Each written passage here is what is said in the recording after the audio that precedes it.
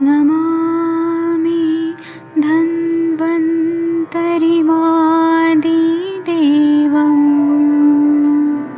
सुरासुरैर्वन्दितपादपद्मम् लोके जरामृत्युनाशम्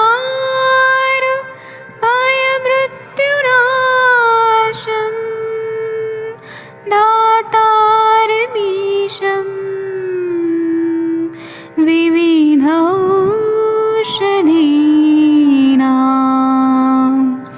शङ्खं चक्रं जलौकां दधतं मृतघटं चारुतोर्भिश्चतुर्भिः सूक्ष्मस्वच्छादिरुद्यं शुकपरिविलसन्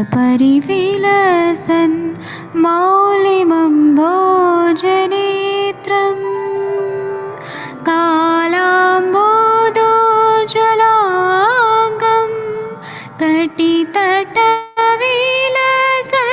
चारुपीताम्बराढ्यं वन्दे धन्वन्तरिन्तं निखिलगदमिव प्रौढदावाग्निनीलम्।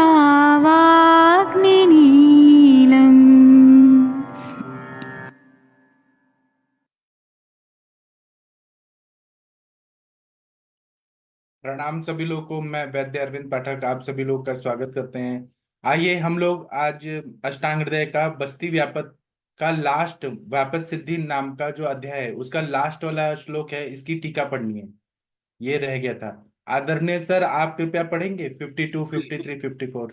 दद्यान मधुर दद्यानि ततो अम्ल लवणो रसौ स्वादु तिक्तौ ततो भूय कषाय कटुकौ तथा अन्योन्य प्रत्निकानां रसानां स्निग्ध रुक्षयो व्युत्सादुपयोगेन क्रमातं प्रकृतिं नयेत् सर्वे सह स्थिरबलो विषयः प्रकृतिगतः इति श्री वैद्यपति सिंह गुप्त सुनिधि मधुभागवत विरचिताष्टांग हृदय संहितायां पंचमे कल्प सिद्धि स्थाने वस्ति व्यापद सिद्धि नाम पंचमोध्याय। प्रथम मधुर और हृदय वस्तु दें, पीछे अम्ल और लवण रस दें, फिर मधुर तिक्त, अंत में कटु और कषाय रस दें। परस्पर प्रतिपक्षी रसों के विपर्यय रूप में प्रयोग करने से, स्निग्ध एवं रूप एक दूसरे के विपरीत गुणों के प्रयोग करने से बमनादि से शुद्ध पुरुष को उसके अभ्यस्त प्रकृति पर ले आना चाहिए। जब रोगी सब कुछ सहने लगे, स्थिर बल वाला हो जाए, तो उसे अपने स्वाभाविक रूप में आया हुआ जाने। इस प्रकार विद्योतनी टीका में कल्प स्थान का अवस्थि व्यापक सिद्धि नामक 5वां अध्याय समाप्त हुआ। जी वैद्य जी। थैंक यू सर, बहुत अच्छा पढ़ा आपने, थैंक यू, प्रणाम आपको। तो यहाँ पर ऐसे बोल रहे हैं कि पेशेंट को जब भी हम बस्ती वगैरह दे रहे हैं तो खाने के लिए क्या देना चाहिए। तो पहले तो कभी भी खाने के लिए मीठा और हृदय जो मन को प्रिय हो ऐसे वस्तु देना है। और उसके बाद में अम्ल और लवण रस, जैसे हम अचार वगैरह देते हैं, अम्ल और लवण रस देना है। और फिर मधुर तिक्त, अंत में कटु कषाय रस देना है।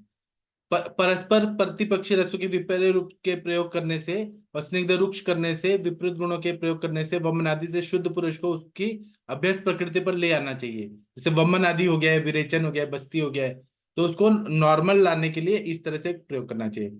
जब रोगी सब कुछ सहने लगे, उसकी अग्नि अच्छी हो जाए, बल हो जाए, तो स्थिर बल वाला हो जाए, तब उसको स्वाभाविक रूप से आया हुआ जानना है, ऐसा इन्होंने बताया। इसकी टीका पढ़नी है। टीका बहुत बड़ा है, तो कौन पढ़ना चाहेगा। वीना मैम, महेंद्र सर, आप लोगों में से कौन पढ़ना चाहेगा। मैं पढ़ूं सर। हाँ सर, पढ़िए सर। तस्मिन् मधुर हृदयानि दद्यात् अनंतरम अम्ल लवणौ रसौ तत् स्वादु तिक्त रसौ तत् कषाय कटु रसौ दद्यात् अन्योन्य प्रत्यनीकानां परस्पर प्रतिपक्षाणां रसानां तथा स्निग्ध रूक्ष यो अन्यो अन्य प्रत्यनीकयो व्यत्यस्यात् विपर्यात् उपयोगेन यथा स्वयं उपयोगेन यथा मधुर सम उपज्य पुनरअम्लाध्यन तम तत्प्रतिपक्ष युज्यात् अम्लम उपयुज्य पुनर्मधुराद्य अन्यतम तत्प्रतिपक्ष युञ्जात् एव स्निग्ध रूक्ष यो उपयोग कुर्यात् तयात् पुरुष बमनादि भी विशुद्ध प्रकृति यथोचिता स्वानयेत्। बहुत बढ़िया। इसका अर्थ मैं बता देता हूँ कि पहले मधुर और हृदय रस वाले द्रव्य देना है। हृदय मतलब जो मन को अनुकूल हो, मन को प्रसन्न लगे वैसा। उसके बाद में अम्ल और लवण देना है। उसके बाद में मधुर तिक्त रस देना है। बाद में कषाय कटु रस देना है।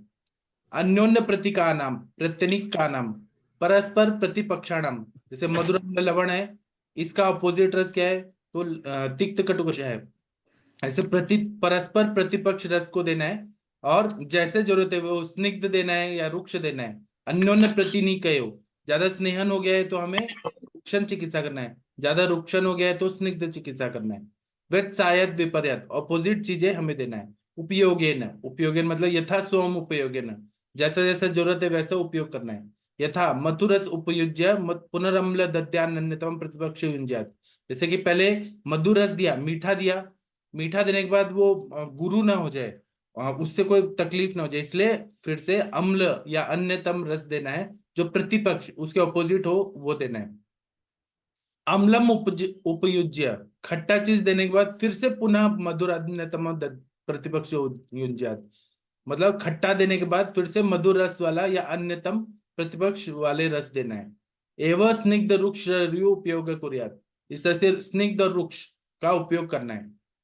तदातत, तदातत का मतलब है तथा तत्। पुरुष वमनादिर विशुद्ध, जिस पुरुष का वमन आदि से शुद्धि हो गई है, प्रकृतिम यथोचिता स्वामनेर, उसकी प्रकृति जब तक बैलेंस नहीं होती है, उस तरह से जो जो चीज जरूरी है वो हमें करना है। उसको प्रकृतिस्थ करके, उसका बल प्राप्त करके फिर उसको नॉर्मल खाने पे लाना है हमें। इस पर हेमाद्री जी की टीका क्या है वो देखते हैं। नहीं, अब ये एक और लाइन है। सर आप पढ़ दीजिए सर्वसह। सर्व से अशेष क्षम तथा स्थिर बल प्रकृति प्राप्त पुनः पुमान विद्य इति श्री मृगांक दत्त पुत्र श्रीमद अरुण दत्त विरचित विचितायाम अष्टांग हृदय टीकाया सर्वांग सुंदराख्या पंचमे कल्प सिद्ध स्थाने बस्ती व्यापक सिद्धि नाम पंचमो अध्याय समाप्त। इसका मतलब सर्वसह मतलब वह सब चीज सह रह रहे। असेम शेम क्षमा, उसका जो शम का मतलब है कि कोई दुर्बलता नहीं है, अशेष है वो। तथा स्थिर बल, उसकी बल स्थिर हो गई है। प्रकृति प्राप्त पूर्णमान, मतलब प्रकृति उसका जो प्राकृतिक साम्य अवस्था है वो प्राप्त हो गई है, ऐसा समझना चाहिए। मृगांक दत्त के पुत्र श्रीमद अरुण दत्त ने जो रचित किया है अष्टांग हृदय टीका की सर्वांग सुंदर व्याख्या आख्या, उसका पंचम कल्प सिद्धि स्थान का बस्ती व्यापक नाम का जो अध्याय है, पंचम अध्याय, वो समाप्त हो रहा है। अब आयुर्वेद रसायन पढ़ते हैं, हेमाद्री जी की टीका पढ़िए सर। आयुर्वेद रसायन शुद्ध से उपचारम आय दध्यात इति संग्रहे तु कल्प अध्याय 7 अत्र अंतरे तेज तेजेद अष्टौ भाष्यादि इनि विशेष उच्चै भाष्यात् शिरो रोग तिमिर रोग स्वर व्यथा रक्त निष्ठेवतम रक्त निष्ठेवत मकर ज्वरा ज्वराध्या अस्त्र साधनम अभ्यंग स्वेदनस्या अदो भक्त स्नेहोपसेवनम मौन विधि बात हरो यथा स्वेच्छे विकारजित अत्य अश्यान अयानाभ्या संधि मूर्ध त्रिक आदि रुक अति चक्रमण उत्पाद जंगो रसनादाय तेसा बात हर सर्व इसने स्वेद आदि सस्यते अजीर्ण भोजनादाम आम विशत छर्दी ज्वरादय तत्र मात्रासितो युक्तो विधेयो विधिराम आहा अहेतान यदा दोष रोगा शु भेषजानी च हलीमकादय प्रोक्ता दिवा स्वप्नात् पुरा गदा विद्यात् कफ जितेषु धूम रूक्ष अन्न लंघनम व्यवायी जीवित भ्रंशई तस्य अनिलामयी गुदो अवलुप्तस्य इव भ्रमतीव च चेतना मेड्र धूमायति मनस्तमसीव प्रवेश्यति जीवनीय श्रत क्षीर रस पिशो उरूपयोजनम आहारो बृंगणस्तत्र वृष्यास्ते ते च बस्तये वेगरोधो ऊर्ध्वबातत्वात् प्राग उक्ता ये सदातुरा तेषा विबद्धे पवने सर्वदेहे उपतापिनी फलवर्ती पुरा दद्यात् वस्ति च अलापहम निकुंभ कुंभ अग्नि उरु बुक धावनी पुनर्नवा दारु महच्च पंचकम फल च मूत्रे क्वथित समस्तु घृत से तेल लवणानि पंच निरूहित धनुरसेन भोजयेत निकुंभ तैलेन ततो अनुवासियेत बला सरासना फल बिल्व चित्रकान द्वे पंचमूल कृतमालक कात फलम यवान कुलत्थाश्च पंचे जले रस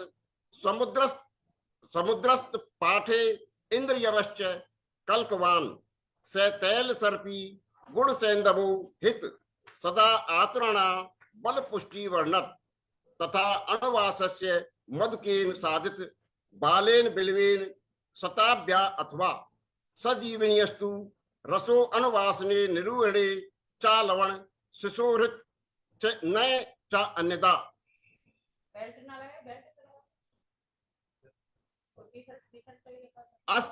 अस्वंग बलाभिवर्धन निरूहवस्ते शिशु वृद्धयो हितम निरूहवस्तुरेव स्याद अन्यत् स्थिर वीरवालयो बलांगवर्धन शीघ्रम आदृतो योजयत इति हेमाद्रि टीकायाम आयुर्वेद रसायने बस्ती व्यापक प्रकरण समास्तेन निरूपितम। Thank you sir.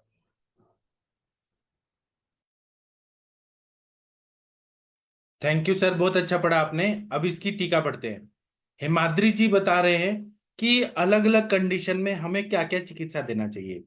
अभी यहाँ पे इन्होंने बोल दिया है कि शुद्धि हो गई, वमन विरेचन बस्ती वगैरह हो गया, तो उसके बाद में हमें कुछ परिहार काल जो होता है कि हमें कुछ नियम पालने होते हैं। अगर वो चीज नहीं हो रहा है और कुछ तकलीफें हो रही है तो हमें क्या चिकित्सा करना चाहिए। तो इन्होंने बोला शुद्धस्य उपचारम महा दद्यादिति, दद्यादिति से शुद्ध होने के बाद उसके बाद जो उपचार है वह बता रहे हैं। संग्रहे तु अष्टांग संग्रह में कल्प अध्याय 7 में बताया। अत्रांतरे जैसे कि वमन विरेचन बस्ती वगैरह हो गया है तो त्यजेत अष्टो भाष्यादनि विशेषता, अष्टो महाविकार भाव जो बताए 8 चीजें हमें त्याग देनी चाहिए। जैसे कि ज्यादा बात करना, वमन हुआ है और उसके बाद में ज्यादा बात कर रहे हैं, ज्यादा रथ पे घूम रहे हैं या फिर ज्यादा बैठ रहे हैं, ज्यादा चल रहे हैं, तो उससे व्यापत होता है। तो 8 चीजें चरक में भी बताया कि 8 चीजों को त्याग करना चाहिए। उच्चय भाष्यात शिरोरोग तिमिर स्वर व्यथा, अगर किसी ने वमन किया है या विरेचन किया है और बहुत जोर जोर से बात कर रहा है तो उसको शिरोरोग होता है, तिमिर रोग होता है, आंखों के आगे अंधेरा छाता है, आंखों से दिखाई नहीं देता है, हेडेक होता है, स्वर व्यथा बोलने में तकलीफ होती है, कभी कभी उसको रक्त निष्ठेवन, रक्त का ऐसे निष्ठीवन होता है, थूक के साथ रक्त आता है, तमक श्वास होता है, ज्वर होता है, तत्र साधन, तो उसकी चिकित्सा क्या बता रही है, बता रहे हैं अभ्यंग करना चाहिए, स्वेदन करना चाहिए, मतलब वायु का शमन करना है, अभ्यंग स्वेदन, अधोभक्त स्नेहोपसेवनम, अधोभक्त मतलब खाने के बाद, जब हम खाना खा रहे हैं उसके बाद में स्नेह का सेवन करना है, घी का सेवन करना चाहिए। उत्तर भक्त मतलब खाने के पहले, अधोभक्त मतलब खाने के बाद स्नेह का सेवन करना चाहिए। मौनम, मौन रहना है। विधिर वातहरो, ऐसे वातहर चिकित्सा विधि करनी है। यथा स्वच विकार, जो विकार है, जैसे शिरोरोग है तो उसमें रेस्ट करना है, वात है, पित्त है, कफ के हिसाब से जो है उस हिसाब से शिरोरोग, या फिर रक्त निष्ठीवन है, रक्त निष्ठीवन है तो हम कुछ कषाय रसात्मक द्रव्य देंगे कि खून आना बंद हो जाए। तमक श्वास है तो हम तमक श्वास की चिकित्सा करेंगे, श्वास कुटार रस, श्वास का चिंतामणि रस, कनकासा वगैरह देंगे। ज्वर है तो त्रिभुवन कृति, महासुदर्शन घनवटी, जैसा यथा स्वच विकारित, और वाथर चिकित्सा करना है। फिर बोल रहे हैं अतस्याया नयनाभ्याम, अति अस्य आया, मतलब मुंह का आयान बहुत ज्यादा किया, मुंह खोल खोल के हंस रहे हैं या फिर जम्भाई ले रहे हैं, मतलब मुंह ज्यादा आयन कर रहे हैं अस्य का, तो उससे क्या होता है, संधि मूर्धा त्रिकादि, संधियों में पेन होता है, मूर्धा में होता है, त्रिक में सैक्रल रीजन में पेन होता है। अति चंक्रमाण पाद जंघो जंघोरु सदनादय, अगर कोई ज्यादा चल रहा है तो उसको पैरों में, जंघाओं में, थाई रीजन में और उरु में सदन हो रहा है, मतलब कोई काम करने की इच्छा नहीं हो रही है, पैर नहीं उठाए जा रहे हैं, उसका पैर दुख रहा है। तेषाम वातहर सर्व, इसलिए वहां पे वातहर सभी, स्नेह स्वेदादि शस्त्र थे, वहां पे स्नेहन और स्वेदन आदि सबसे अच्छा रहता है।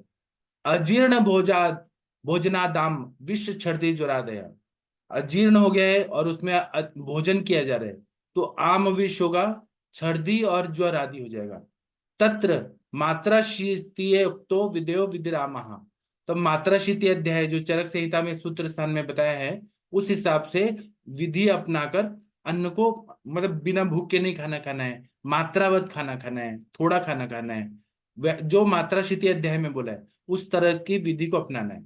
अहितान्नाद्य यथा दोष, अगर अहितकर चीज का सेवन हो रहा है, अन्न आदि का हो रहा है, तो जैसा दोष बढ़ा है और रोग बढ़े हैं, स्यूर भेषज आनी चाहिए, उस तरह के भेषज की कल्पना करनी चाहिए।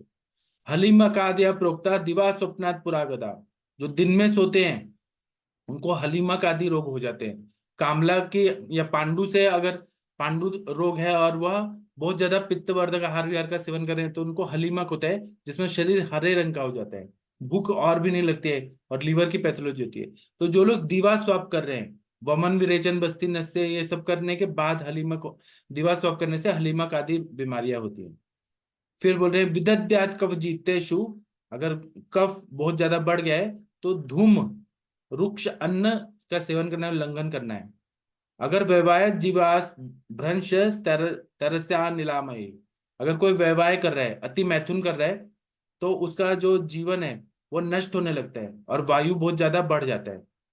गुदो अवलुप्यत इव भ्रमत इव च चेतना, गुदा में बहुत ज्यादा उसको तकलीफ होने लगती है और भ्रम भ्रम हो रहा है, चक्कर आ रहा है, ऐसा उसकी चेतना हो जाती है। मेड्र धुमायति, अगर कोई पंचकर्म करने के बाद वैवाह बहुत ज्यादा कर रहा है, अति मैथुन कर रहा है, तो उसका मेढ्र जो है वो बहुत ज्यादा जलने जैसा होता है। मनस्तमसीव प्रवेश्यते, मन मतलब उसका माइंड जो है वो अंधकार में प्रवेशित हो रहा है, ऐसा फील होता है।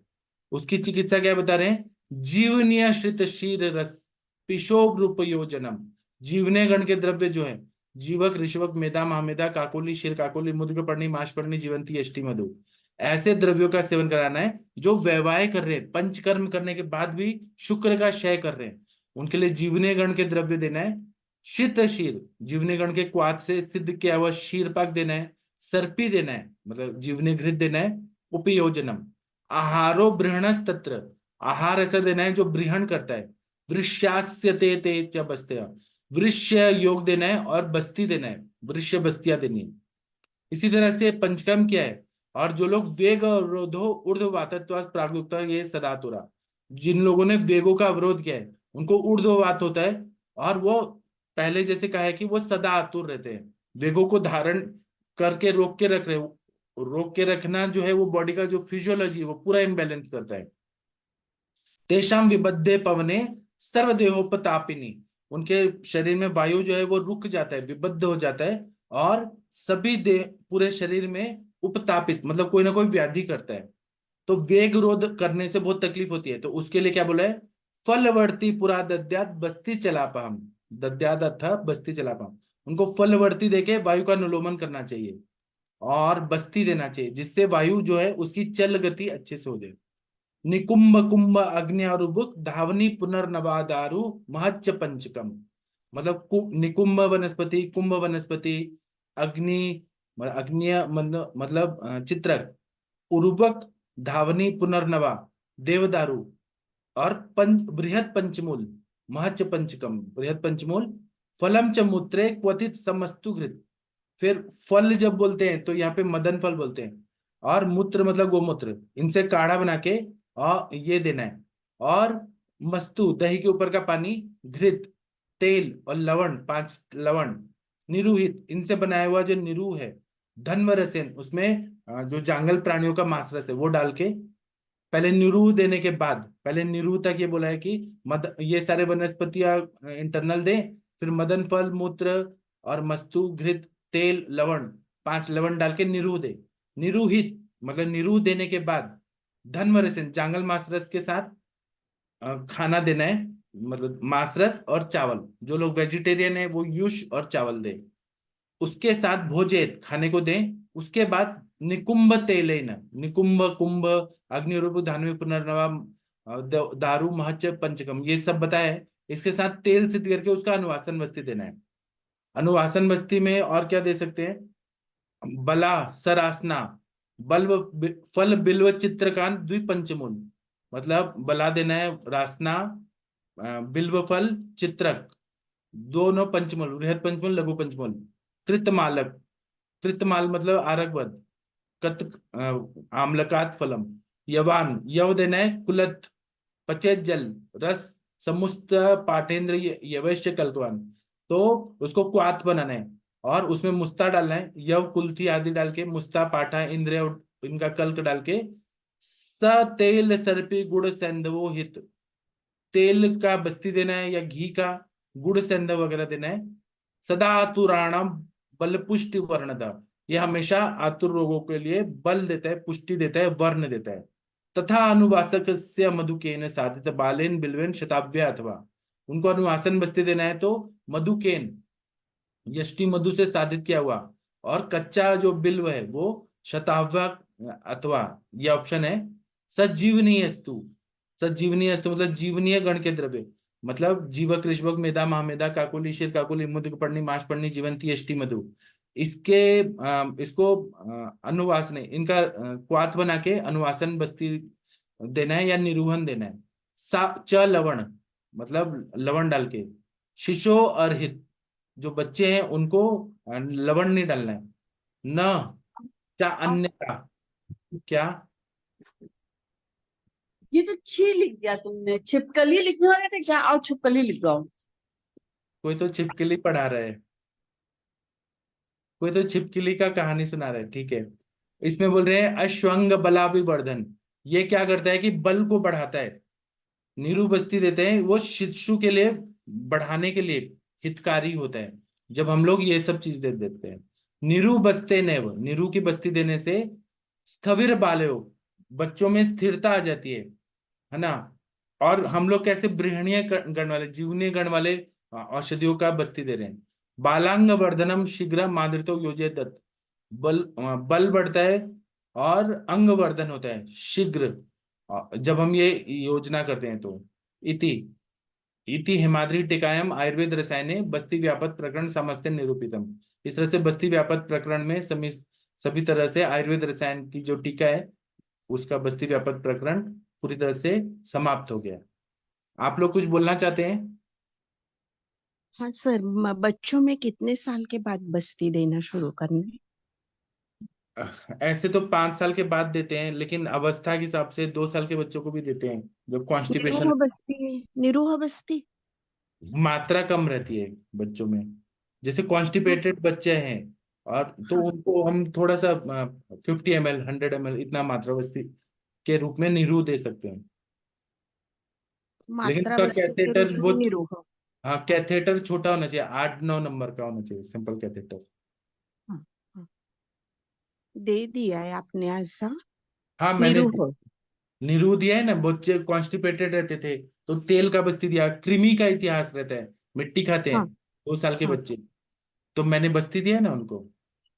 करंज अच्छा। तेल, नीम तेल 20 ml 5 ml ऐसे बहुत कम मात्रा में देते हैं उनका वहाँ इन्फेंट। में क्वाथ भी मिलाया था, क्या क्वाथ मिला के, काढ़ा क्वाथ का मिला भी के दिया दिया है, था विडम। हाँ, क्वाथ का भी दिया है, विडंग आदि तेल, करंज तेल, नीम तेल। 5 ml 10 ml का सिरिंज लाके और इन्फेंट फीडिंग ट्यूब लगा के और वहां पे ग्लिसरीन लगा के जैलोकिन लगा के और थोड़ा सा धीरे धीरे डाल के करंज तेल का 5 ml या 10 ml बस्ती दिया है। अच्छा। उससे कोष्ठ भी सॉफ्ट होता है, कृमि रहते हैं, कृमि भी मर के निकलते हैं। पंचकर्म हर 1 दिन के बच्चे को भी दे सकते हैं, लेकिन डोज और अवस्था देख के करना चाहिए। बच्चों का जो है जैसे उनको छर्दी रोग है तो हम दीपन पाचन दे रहे हैं, लेकिन अगर हमें छर्दी की जरूरत है, मतलब वमन की जरूरत है, तो हम मदन फल का एक चुटकी ऐसे चाटन करा देते हैं, कफ निकल जाता है। अभी मैं कल आप लोगों को वमन दिखाऊंगा, कल एक बच्चा है 9 साल का, उसको ब्रोंकियल अस्थमा था, और उसको बचपन से डॉक्टर ने एस्थेलिन का सैल्बुटेमॉल का पंप दे दिया था, तो उसका पंप ही नहीं छूट रहा था, तो वो पढ़ाई भी नहीं कर पा रहा था, तो उसके पेरेंट्स ने उसको हॉस्टल में डाल दिया।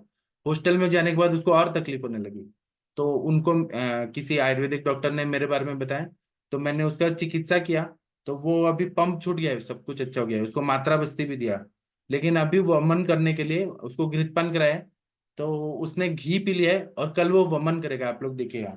वमन होने के बाद उसका पूरा अस्थमा ठीक हो जाएगा।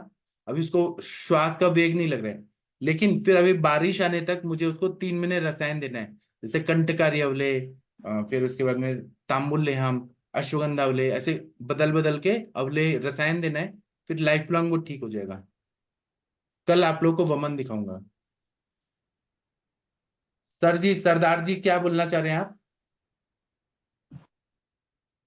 सर बहुत बढ़िया इस जो जानकारी आपने दी, छोटे बच्चों को भी हम कर सकते छोटे हैं। बच्चों का सर कैसे होता है, कफ का काल होता है, वो लोग मीठा बहुत खाते हैं, दूध पीते हैं, चॉकलेट खाते हैं, तो हाँ सर्दी जी। जुकाम साइनोसाइटिस रेनाइटिस हाँ अस्थमा, कफ की बीमारियां होती हैं, तो डॉक्टर लोग बिल्कुल। दवाइयां देते रहते, ठीक तो होते नहीं बच्चे हमारे। हाँ इसमें जी। वमन, आप कल वमन देखेंगे ना बच्चे का, बड़ों का तो हाँ वमन देखा है आपने, बच्चों का वमन देखिए, मजा सर, आता मैं सभ्य भवन कर लूँ एक आध है। हाँ, क्लासिकल तो पिछले साल करवाया था, मगर वो मेरे को चक्कर पड़ गया था, तो अब मैं एक दो सभ्य भवन करना चाहूंगा। तो हरिहर सर, आप इनको सजेस्ट करिए कैसे सद्य वमन करना है। डॉक्टर हरिहर सर, आप सुन रहे हैं? या वीना में माँ बताइए क्या करना चाहिए, हाँ। कि करना है? नहीं, आप कल वाले बच्चे को आप स्नेहन स्वेदन घृतपान ऐसा कर रहे हैं क्या, नहीं, सद्यों में? 7 दिन हो गया है, आज उसका लास्ट वो है, स्वेदन होगा, स्नेहन स्वेदन हाँ। होगा। घी पी लिया उसने, 1 किलो खा लिया, लड्डू बना के, हलवा बना के, उपमा बना के, 1 किलो खा लिया, अच्छा, और कल वमन करेगा वो। तो उसके उनको लिए तो आवश्यकता नहीं रहती ना स्नेहन की, बच्चों को? 9 साल तो का है हो ना, गया ना, उसका रुक्ष हाँ, शरीर है बहुत नौ ज्यादा। 9 साल ध्यान तो का हो है। गया ना सर उसका। उसका हो गया, उसका घृत भी आ रहा है, मतलब उसको लूज मोशन टाइप भी लग रहा है घृत पीने से। हाँ, सर हरिहर सर, आप सद्यो वमन बताइए सरदार जी को क्या करना चाहिए, सब्जियों में तो सर हमने तो जो दिया था वो बताइए। मदन फल पुतली नहीं, घृत का। पान क्या करना चाहिए एक दिन पहले, कि चक्कर ना है? हाँ, जो सद्य कराया था उसी ने तो जो अगले दिन उसको मालूम हुआ कि यहाँ वमन कर्म करा रहा है, तो उसी दिन सुबह शाम उसने घी पिया और शाम को खिचड़ी और घी खा के आ गया। सर आप ऐसे करिए सरदार जी, हाँ आपको जी। वमन करना है ना, तो हाँ खिचड़ी रात को खाना है, दही और खिचड़ी, और पूरा दिन जी। आप घी पी लीजिए 100 ml। सर कितना मैक्सिमम पिया था आपके पेशेंट ने? सर वो तो 30-30 ml सुबह शाम ऐसे 3 बार लिया उसको। सर 100 ग्राम हुआ, 90 ग्राम हुआ सर। हाँ, उतना हाँ। घी पी लीजिए, और नेक्स्ट डे वमन कर लीजिए, तो वमन और सर करने के, दीपन हाँ, सर दीपन पाचन करके और उसको पहले दिन उसको घी पिला दो दोनों टाइम, और दूसरे दिन उसको स्नेह स्वेदन करके और सद्दो भवन कर सकते हैं। हाथ के हाथ कोई दिक्कत नहीं, गर्म पानी, गर्म नमक का पानी पिलाने से ही हो जाता है वो, उसमें कोई हम्म दिक्कत भी नहीं आती हम्म ज्यादा। हाँ वैदी सर, ये सही बता रहे हैं। और जो छोटे बच्चे हैं उनमें बहुत में ब्रोंकियल अस्थमा के आते हैं, तो उनको इसी तरह करते हैं कि रात में उनको 3 दिन तक बराबर स्नेहन स्वेदन छाती पे करते हैं, और रात में खिचड़ी में घी डाल के दे दिया, और सुबह स्नेहन स्वेदन कराया और नमक का पानी पिलाया। और वो बच्चे या तो वमन कर देते हैं जितना कर पाते हैं, नहीं कर पाते हैं तो फिर वो मतलब लैट्रिन के रास्ते वो जो पानी है वो पॉटी सुसु के थ्रू निकल जाता है, लेकिन गर्म पानी में सेंधा नमक पिला देने से खुद हो ही जाता है, क्योंकि कफ इतना बढ़ जाता है कि हो ही जाता है वमन। तो हम्म। बच्चों के लिए मुझे ये बेस्ट लगा। पर वो 9 साल के बच्चे वाला जो आप कर रहे हो, वो हम लोग देखना चाहेंगे कि हाँ, आपको मैं कैसा दिखाऊंगा, रहता है। आज भी है अभी 8:30 बजे, लेकिन वो मैडम अलाउ करेंगे कि नहीं, उनको क्या हो पर गया था। वैद जी, अग्नि देखना तो जरूरी है ना सर, जैसे बोल रहे हैं कि दीपन पाचन तो मतलब अगर पेशेंट आया जिसकी अग्नि अच्छी नहीं है और उसको दही बड़ा और ये सब खिला देंगे और फिर वमन कराएंगे नहीं तो नहीं, व्यापत होएगा। मैं ऐसे नहीं सिखाता किसी को, पहले जी। दीपक करना ही चाहिए, दीपन जी पाचन करने के बाद घृतपान कराना चाहिए, तो जी घी जी का जीर्ण हो जाएगा। जी जी जी। हाँ सर आपको देख के हमारा अनुभव कितना समृद्ध हो रहा है, हाँ। बहुत अच्छा लगता है सर। आप कल भी वमन करने देखने आना चाहे आ सकती हैं। और आज भी वो एक मैडम है, उनको क्या था, कोलेस्ट्रॉल बहुत हाई हो गया था, है ना। फिर उसके बाद में थायराइड बढ़ गया था, बीपी हाई, शुगर हाई, नींद नहीं आना, स्ट्रेस बहुत ज्यादा, और पूरे बॉडी में जॉइंट पेन हो रहा था।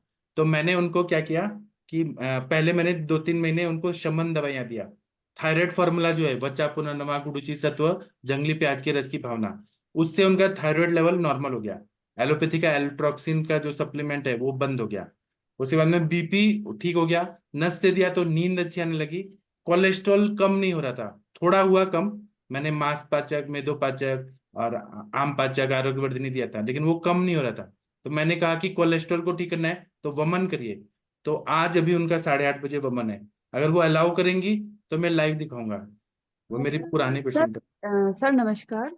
हाँ जी मैम। सर इन पेशेंट में जिनको कोलेस्ट्रॉल के लिए वमन करा रहे हैं, सर इनमें घृतपान क्या कराया है सर? पूरा जैसे वही सारा चीज, वमन अच्छा। मतलब जो। पाठक सर, फिर अकेला नमक वाला पानी ले लूं कि मदन फल भी डालूं तो मदन खुराक में? फल डालेंगे तो 1 ही चम्मच मदन फल पिपली का 1 ही चम्मच डालिए, ज्यादा नहीं तो चक्कर ठीक है, आएगा। ठीक है सर। तो बच्चा भी डालेंगे बीच में थोड़ा बहुत? बच्चा सेंधा नमक डाल के बना दीजिए। हाँ ठीक है सर, अगर मैं पॉसिबल करूंगा है तो फिर। यष्टि मधु का डालिए, या गन्ने का रस या दूध के साथ कर लीजिए। मैं शुगर संसर्जन क्रम पेशेंट का हूँ विशेष सर। ध्यान रखना सर। सरदार जी हाँ कर जी। रहे हो तो संसर्जन का विशेष ध्यान रखना। बाद में यदि क्योंकि सद्दो कर रहे हो उसकी कोई दिक्कत नहीं है पहले काम की, लेकिन बाद का जो क्रम है उसका विशेष ध्यान रखना। यदि वो गड़बड़ संसर्जन हो गया क्रम तो गड़बड़ हो जाएगा, सारा मेहनत बराबर हो जाएगा। नहीं सर, मूंग दाल का जूस ही लूंगा जा, और हाँ, सर। उसका उसका विशेष ध्यान रखना कि उसके बाद में दिक्कत कंप्लेंट बनती है सारी जो बनती है जो। और हाँ जी। मैंने एक एमबीबीएस डॉक्टर को कराया था वहां प्रतापगढ़ में। तो उनके मम्मी पापा ने तो वमन किया, उसी दिन खिचड़ी खा लिया। उसके बाद में उनको तकलीफ होने लगा, फिर उन्होंने किया नहीं। और ये डॉक्टर साहब ने भी बहुत विद्वान है, अपने आप को इंटेलिजेंट समझते हैं। उनको स्किन का प्रॉब्लम था, उन्होंने संसर्जन क्रम ठीक से नहीं किया। पहले 2-3 दिन किया, बाद में उन्होंने ओवर ईटिंग शुरू कर दिया। अभी उनको स्किन पे ना पूरा, मैं उनका फोटो भेजूंगा, रैशेस आ गए पूरा। मतलब ये संसर्जन क्रम ही सबसे इंपॉर्टेंट होता है। जो लोग नहीं फॉलो करते, स्किन खराब होती है बहुत ज्यादा। सर इसके लिए तो अपन को मैक्सिमम यदि दिक्कत नहीं हो तो 6-7 दिन तक की कराना चाहिए, उससे उनकी पूरी अग्नि बाद में कोई दिक्कत नहीं आती। हाँ लेकिन लोग नहीं मानते ना, छह नहीं सात मानते तो उनको दिन नहीं कराना चाहिए सर। पंचकर्म में सबसे बड़ी बात है उनको बाद की सबसे पहली बात ये कहनी चाहिए कि बाद की इस तरह कर सकते हो तो आप हाँ करो, नहीं तो मत करो। हाँ सही बात है। अपने ये तो सरदार जी इसलिए इनसे कह रहा हूँ कि संसर्जन का विशेष ध्यान रखना, क्योंकि इसमें सद्दो बमन में कोई दिक्कत नहीं है। सद्दो हाँ, बमन तो आप एक दिन पहले करा के दूसरे दिन करा सकते हो, उसमें कोई समस्या नहीं। वो ठीक सब है वो सर। सफल हो जाएगा। लेकिन उसके बाद में संसर्जन करना है वो उसको आप कम से कम 3-4 दिन करना। सत्य उसमें कहीं बचन, गलती मत सत्य करना, बचन। नहीं सारी समस्याएं बराबर बहुत ज्यादा हो जाएंगी बढ़ के। नहीं, सत्य बचन सर। नहीं, बाकी आप जो बच्चे वाला दिखाएंगे सर, इससे कल सब मैं लोगों का बच्चे वाला बहुत दिखाऊंगा, लाभ। और अगर वो आज वाली मैडम अगर अलाउ करती हैं तो आज वाला भी मैं वमन दिखाता हूँ, लाइव दिखाऊंगा। ठीक है कह रहे सर। हैं जितना वमन देखते हैं हर पेशेंट एक नया चीज सिखाता है। तो प्रैक्टिस जो है, कर्माभ्यास, वो होते रहना चाहिए। प्रैक्टिस मेक से मैन परफेक्ट। और अभ्यास जब से तक बढ़। प्रैक्टिकल नहीं देखेंगे हमें समझ नहीं आएगा कि लोग क्या गलत कर रहे हैं क्या सही कर रहे हैं। वो करते रहना चाहिए। जी ठीक है। तो मैं अभी का सेशन बंद करता हूँ, आप लोग का दिन शुभ हो। और हम लोग शाम को 7 बजे मिलेंगे, जिसमें हम लोग पूरा गायनेकोलॉजी पढ़ रहे हैं, शुश्रूष शारीर स्थान दूसरा चैप्टर।